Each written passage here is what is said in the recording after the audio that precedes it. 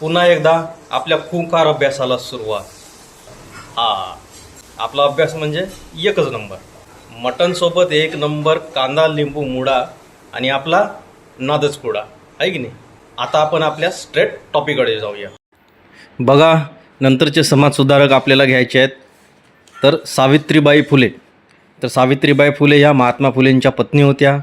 त्यांचा जन्म बघा 3 जानेवारी 1831. तारीख लक्षात ठेवायची, 3 जानेवारी 1831. ठीक आहे. आणि कुठे झाला जन्म? सातारा जिल्हा, खंडाळा तालुका, नायगाव येथे. सातारा जिल्ह्यातील खंडाळा तालुक्यामधील नायगाव येथे त्यांचा जन्म झाला. त्यांच्या वडिलाचे नाव काय होते? खंडोजी नेवसे पाटील. काय होतं त्यांच्या वडिलाचे नाव? खंडोजी नेवसे पाटील. ठीक आहे. आता यांचे कार्य आपण थोडक्यात बघूया. तर सावित्रीबाई फुले यांनी महात्मा फुलेंच्या कार्याला, आपल्या पतीच्या कार्याला सर्वतोपरी साथ दिली. मुलींच्या शाळेमध्ये त्यांनी शिक्षिका म्हणून कार्य केलं आणि त्या महाराष्ट्रातील पहिल्या स्त्री शिक्षिका होत्या. महाराष्ट्रातील पहिल्या स्त्री शिक्षिका होत्या. चौथा पॉईंट बघा, अशिक्षित परंतु घरी शिकून नंतर शिक्षिका बनल्या. म्हणजे त्या सुरुवातीला स्वतः अशिक्षित होता, परंतु घरी पतीच्या सहाय्याने घरी स्वतः शिकल्या आणि नंतर त्या स्वतः शिक्षिका म्हणून कार्य करू लागल्या. पाचवा पॉईंट बघा, धर्मांध लोकांनी सावित्रीबाईंना खूप त्रास दिला. ज्यांचे प्रगतिशील विचार नव्हते, ज्यांना या आपल्या समाजातील सुधारणांचा त्रास होत होता, ज्यांना वाटत होतं की स्त्रियांनी शिकूच नये, त्यांनी फक्त चूल आणि मूल सांभाळावं, अशा प्रवृत्तीच्या लोकांनी सावित्रीबाईंना त्यांच्या या कार्य करत असताना खूप त्रास दिला. त्यांच्या अंगावरती चिखलफेक केली. परंतु सावित्रीबाई फुलेंनी मात्र अपमान, निंदा, नालस्ती सहन करीत शिक्षणाचे पवित्र कार्य सुरूच ठेवले. आठवा पॉईंट बघा, अस्पृश्योद्धाराच्या कार्यातही त्यांचा मोलाचा वाटा होता. आपण बघितलं की महात्मा फुलेंनी अस्पृश्यांसाठी घरातील पिण्याच्या पाण्याचा हौद त्यांनी खुला करून दिलेला होता. तर या अशा आणि दलितांसाठी शाळा काढलेली होती, जातीभेदास विरोध केला. तर या संपूर्ण या कार्यामध्ये सावित्रीबाईंनी सुद्धा मोलाचं योगदान दिलेलं आहे. त्यांचासुद्धा खूप महत्त्वाचा सहभाग होता. 9वा पॉईंट बघा, बालहत्या प्रतिबंध गृह, अनाथ मुलांचे संगोपन. आपण बघितलं की महात्मा फुले त्यांनी स्वतःच्या राहत्या घरी बालहत्या प्रतिबंध गृह त्यांनी स्थापन केलं होतं.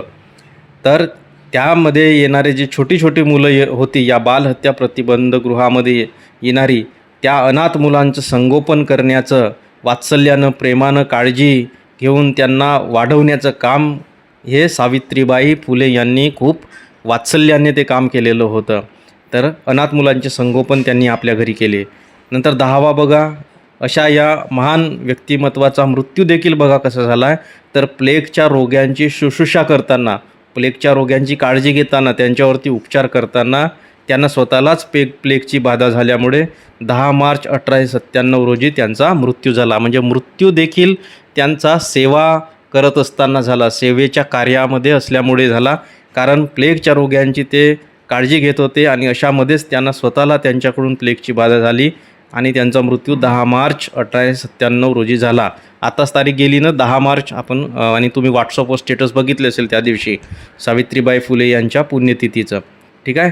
तर अशा या माऊलीचा मृत्यू 10 मार्च 1897 रोजी झाला.